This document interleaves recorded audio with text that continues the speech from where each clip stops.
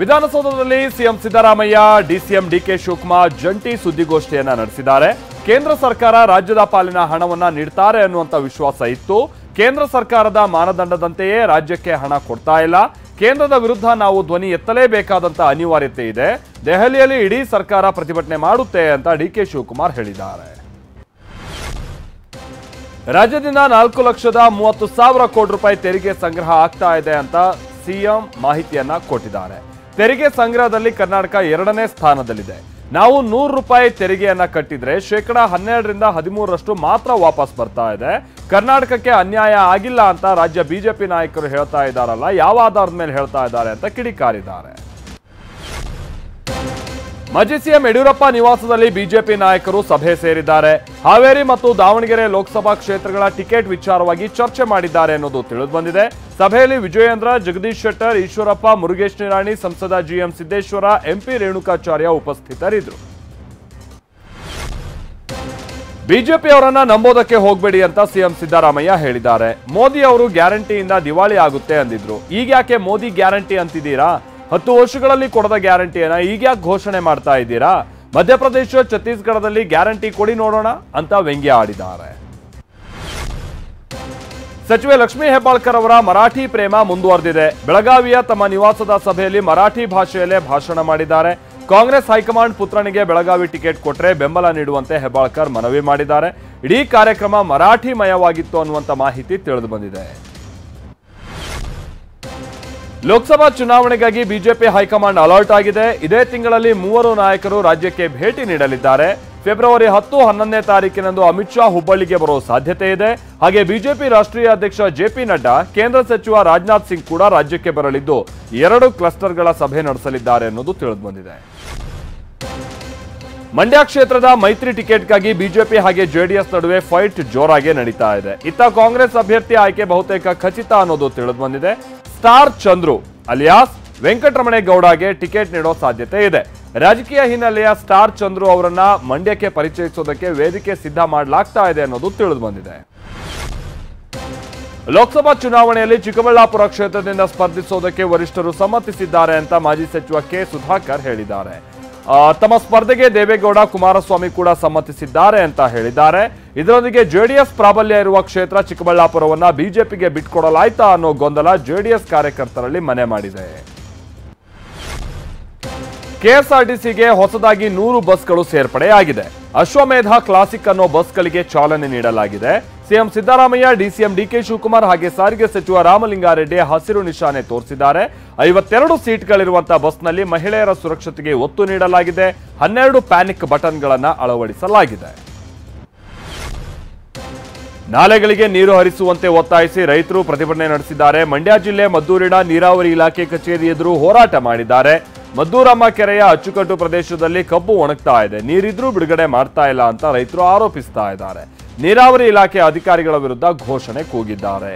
ವಿಧಾನಸಭೆ speaker UT Khader ಹರಕೆ ಕೋಲವನ್ನ ನೆರವೇರಿಸಿದ್ದಾರೆ. ದಕ್ಷಿಣ ಕನ್ನಡ ಜಿಲ್ಲೆ ಬಂಟ್ವಾಳ ತಾಲೂಕಿನ ಪಣೋಲಿ ಬೈಲ್ ಕ್ಷೇತ್ರದಲ್ಲಿ ಹರಕೆ ಕೋಲ ನಡೆದಿದೆ. ಖಾದರ್ ತುಳುನಾಡಿನ ಕಾರ್ಣಿಕ ಶಕ್ತಿಗಳಾದಂಥ ಕಲ್ಲುರ್ಟಿ, ಕಲ್ಲುಡ್ಕ ಹಾಗೆ ಹರಕೆ ಕೋಲವನ್ನ ಈ ದೈವಗಳಿಗೆ ಹರಕೆ ಕೋಲಗಳನ್ನ ನೆರವೇರಿಸಿದ್ದಾರೆ. ಈ ಸಂದರ್ಭದಲ್ಲಿ ಮುಡಿಪು ಬ್ಲಾಕ್ ಕಾಂಗ್ರೆಸ್ ಅಧ್ಯಕ್ಷ ಪ್ರಶಾಂತ್ ಕಾಜಾವ ಸೇರಿದ ಹಾಗೆ ಮತ್ತಿತರ ಮುಖಂಡರು ಭಾಗಿಯಾಗಿದ್ದರು. ಮೈಸೂರಿನ ಪಿರಿಯಾಪಟ್ಟಣದಲ್ಲಿ ದ್ವೇಷ ರಾಜಕಾರಣದ ಆರೋಪ ಕೇಳಿಬಂದಿದೆ. 2021ರಿಂದ 23ರವರೆಗೂ ಅನೇಕ ರೈತರು ಗಂಗಾ ಕಲ್ಯಾಣ ಯೋಜನೆಗೆ ಆಯ್ಕೆಯಾಗಿದ್ದರು.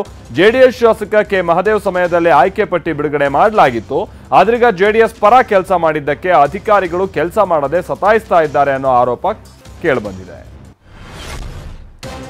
ಐನಾತಿ ಸೋದರರಿಬ್ಬರು ಖಾಸಗಿ ಫೋಟೋದ ಬೆದರಿಕೆ ಹಾಕಿ ಸ್ನೇಹಿತನ ಬಳಿಯೇ ಲಕ್ಷ ದೋಚಿದ್ದಾರೆ. ಬೆಂಗಳೂರಿನ ಬಿಟಿಎಂ ಲೇಔಟ್ನಲ್ಲಿ ಘಟನೆ ನಡೆದಿದೆ. ಶಿವಮೊಗ್ಗ ಮೂಲದ ಟೆಕ್ಕಿಗೆ ಅಕ್ಷಯ್ ಕುಮಾರ್ ಹಾಗೆ ಭರತ್ ಅನ್ನೋರು ಹೀಗೆ ವಂಚಿಸಿದ್ದಾರೆ. ಅಪರಿಚಿತರ ಬಳಿ ಖಾಸಗಿ ಫೋಟೋ ಇವೆ, ಅವರು ಹಣ ಕೇಳ್ತಾ ಇದ್ದಾರೆ ಅಂತ 65 ಲಕ್ಷ ಪೀಕಿದ್ದಾರೆ. ಸದ್ಯ ಇಬ್ರು ಕೂಡ ಪೊಲೀಸರ ಅತಿಥಿಯಾಗಿದ್ದಾರೆ. ಬೀದರ್ ನಗರದಲ್ಲಿ ಕರ್ಕಶ ಶಬ್ದ ಮಾಡಿಕೊಂಡು ಬೈಕ್ ಚಲಾಯಿಸ್ತಾ ಇದ್ದಂತವರಿಗೆ ಪೊಲೀಸರು ಬುದ್ಧಿ ಕಲಿಸಿದ್ದಾರೆ. 108 ಬೈಕ್ಗಳ ಸೈಲೆನ್ಸರ್ಗಳನ್ನ ನಾಶ ಮಾಡಿದ್ದಾರೆ. ಸುಮಾರು 5 ಲಕ್ಷಕ್ಕೂ ಹೆಚ್ಚು ಮೌಲ್ಯದ ಸೈಲೆನ್ಸರ್ಗಳ ಮೇಲೆ ಬುಲ್ಡೋಸರ್ ಅನ್ನ ಹಚ್ಚಿದ್ದಾರೆ. ಸಾರ್ವಜನಿಕರ ಮುಂದೆಯೇ ರೋಲರ್ ಅನ್ನ ಹಚ್ಚಿ ಬೈಕ್ ಸವಾರರಿಗೆ ಬುದ್ಧಿ ಕಲಿಸಿದ್ದಾರೆ. ಸಮಸ್ಯೆ ಹೇಳೋಕೆ ಕರೆ ಮಾಡಿದಂತ ರೈತರಿಗೆ ತಹಶೀಲ್ದಾರ್ ಗದರಿಸಿರುವಂತ ಘಟನೆ ಯಾದಗಿರಿ ಜಿಲ್ಲೆ ಗುರುಮಟ್ಕಲ್ನಲ್ಲಿ ನಡೆದಿದೆ. ಗುರುಮಟ್ಕಲ್ ತಹಶೀಲ್ದಾರ್ ನೀಲಪ್ರಭಾ ರೈತರಿಗೆ ಉಡಾಫೆ ಉತ್ತರವನ್ನ ಕೊಟ್ಟಿದ್ದಾರೆ. ಗ್ರಾಮಕ್ಕೆ ಬರೋದಾಗಿ ಹೇಳಿದ ನೀಲಪ್ರಭಾ ರೈತರನ್ನ ದಿನವಿಡೀ ಕಾಯಿಸಿದ್ದಾರೆ. ಬದ್ದೇಪಲ್ಲಿ ಗ್ರಾಮದ ರೈತರ ಮೇಲೆ ತಹಶೀಲ್ದಾರ್ ಹೀಗೆ ದರ್ಪ ತೋರಿದ್ದಾರೆ ಅನ್ನೋ ಆರೋಪ ಕೇಳಿಬಂದಿದೆ. ಉತ್ತರ ಕನ್ನಡ ಜಿಲ್ಲೆಯಲ್ಲಿ ಮಂಗನ ಕಾಯಿಲೆ ಆತಂಕ ಹೆಚ್ಚುತ್ತಾ ಇದೆ. ಸಿದ್ದಾಪುರ ತಾಲೂಕಿನಲ್ಲಿ ಕಳೆದ 4 ದಿನಗಳಿಂದ 3 ಮಂಗಗಳು ಮೃತಪಟ್ಟಿವೆ. ಸೂಕ್ತ ಲಸಿಕೆ ಇಲ್ಲದಕ್ಕೆ ಆರೋಗ್ಯ ಸಿಬ್ಬಂದಿ ಆತಂಕದಲ್ಲೇ ಕರ್ತವ್ಯ ನಿರ್ವಹಿಸ್ತಾ ಇದ್ದಾರೆ. ಸಾರ್ವಜನಿಕರು ಕೂಡ ಜಾಗೃತಿ ಬೇಡ, ಲಸಿಕೆ ಕೊಡಿ ಅಂತ ಹೇಳ್ತಾ ಇದ್ದಾರೆ. ಜಿಲ್ಲೆಯಲ್ಲಿ ಈಗ ಆಲ್ರೆಡಿ 37 ಜನರಲ್ಲಿ ಸೋಂಕು ಕಾಣಿಸಿಕೊಂಡಿದೆ. ಜಾರ್ಖಂಡ್ ಮುಖ್ಯಮಂತ್ರಿ ಚಂಪೈ ಸೊರೇನ್ ವಿಶ್ವಾಸ ಮತಯಾಚನೆ ಮಾಡಿದ್ರು. ವಿಧಾನಸಭೆಯ ಅಧಿವೇಶನದಲ್ಲಿ ಮಾತನಾಡಿದ್ದಾರೆ. ಹೇಮಂತ್ ಸೊರೇನ್ಗೆ ಆದಂತ ಅವಮಾನದ ಬಗ್ಗೆ ಇಡೀ ದೇಶವೇ ನೋಡಿದೆ. ಜಾರ್ಖಂಡ್ನ ಯಾವುದೇ ಮನೆಗೆ ಹೋಗಿ ಅಲ್ಲಿ ಸೊರೇನ್ ಯೋಜನೆಗಳು ನಿಮಗೆ ಸಿಗುತ್ತೆ. ನಾನು ಅವರ 2ನೇ ಭಾಗ ಅಂತ ಹೇಳ್ಕೊಳ್ಳೋಕೆ ಹೆಮ್ಮೆ ಪಡ್ತೀನಿ ಅಂತ ಹೇಳಿದ್ದಾರೆ. ತಮಿಳುನಾಡಿನಲ್ಲಿ ವಂದೇ ಭಾರತ್ ರೈಲಿನ ಮೇಲೆ ಕಲ್ಲು ತೂರಾಟ ನಡೆಸಲಾಗಿದೆ. ಚೆನ್ನೈನಿಂದ ತಿರುನಲ್ವೇಲಿಗೆ ಹೊರಟಿದ್ದಂತ ರೈಲಿನ ಮೇಲೆ ಕಿಡಿಗೇಡಿಗಳು ಈ ರೀತಿಯಂತ ಕೃತ್ಯ ಎಸಗಿದ್ದಾರೆ. ತಮಿಳುನಾಡಿನ ಮಣಿಯಾಚಿ ರೈಲ್ವೆ ನಿಲ್ದಾಣದ ಸಮೀಪ ಘಟನೆ ನಡೆದಿದೆ. ರೈಲಿನ 9 ಬೋಗಿಗಳಿಗೆ ಹಾನಿಯಾಗಿದೆ. ವಂದೇ ಭಾರತ್ ರೈಲಿನ ಗಾಜು ಪುಡಿ ಪುಡಿಯಾಗಿದೆ. ಜಮ್ಮು ಕಾಶ್ಮೀರದಲ್ಲಿ ಬಿಟ್ಟು ಬಿಡದೆ ಹಿಮಪಾತ ಆಗ್ತಾ ಇದೆ. ಶ್ರೀನಗರ ಸಂಪೂರ್ಣವಾಗಿ ಹಿಮಮಯವಾಗಿದೆ. ತುಂತುರು ಮಳೆಯಂತೆ ಹಿಮ ಧರೆಗಿಳಿತಾ ಇದೆ. ನಗರದ ನಿವಾಸಿಗಳು ಚಳಿಯಿಂದ ತಪ್ಪಿಸಿಕೊಳ್ಳೋಕೆ ದಪ್ಪ ಬಟ್ಟೆಗಳನ್ನ ಧರಿಸ್ತಾ ಇದ್ದಾರೆ. ಮನೆ ರಸ್ತೆಗಳ ಮೇಲೆಲ್ಲ ಹಿಮ ಸುರಿತಾ ಇರೋ ಮನಮೋಹಕ ದೃಶ್ಯಗಳು ಡ್ರೋನ್ ಕ್ಯಾಮೆರಾದಲ್ಲಿ ಸೆರೆಯಾಗಿವೆ. ಸಾವಿಗೆ ಸಂಬಂಧಪಟ್ಟ ಹಾಗೆ ಸುಳ್ಳು ಸುದ್ದಿ ಹಬ್ಬಿಸಿದ್ದ ನಟಿ ಪೂನಂ ಪಾಂಡೆ ವಿರುದ್ಧ ಎಫ್ಐಆರ್ ದಾಖಲಾಗಿದೆ. ಅಲಿ ಕಾಶಿಫ್ ಅನ್ನೋ ವಕೀಲರು ಮುಂಬೈನಲ್ಲಿ ದೂರು ದಾಖಲಿಸಿದ್ದರು. ದೂರಿನ ಅನ್ವಯ ಪೂನಂ ಹಾಗೆ ಆಕೆಯ ಮ್ಯಾನೇಜರ್ ಮೇಲೆ ಎಫ್ಐಆರ್ ದಾಖಲಾಗಿದೆ. ಗರ್ಭಕಂಠ ಕ್ಯಾನ್ಸರ್ ಕುರಿತು ಜಾಗೃತಿ ಮೂಡಿಸೋದಕ್ಕೆ ಪೂನಂ ಹೀಗೆ ಸಾವಿನ ಸುದ್ದಿಯನ್ನ ಹಬ್ಬಿಸಿದ್ದಳು.